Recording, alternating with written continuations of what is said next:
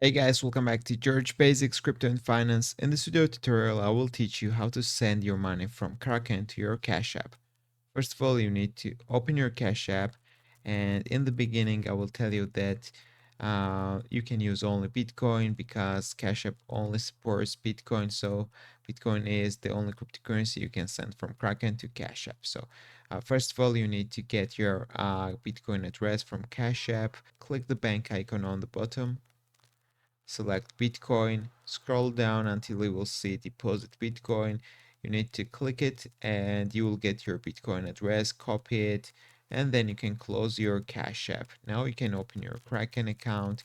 And if you don't have crypto in Bitcoin, you need to swap it. So you need to click this purple middle button right here, and you need to select convert. You need to convert all of your crypto into Bitcoin, and once you will have Bitcoin on your balance, then you need to click this purple button again, choose withdraw, select Bitcoin, and you need to paste the wallet address we just copied from Cash App, and then you can send your money from Kraken to your Cash App account. That's all I wanted to show you. If this video was helpful for you, don't forget to click the like buttons and don't forget to subscribe.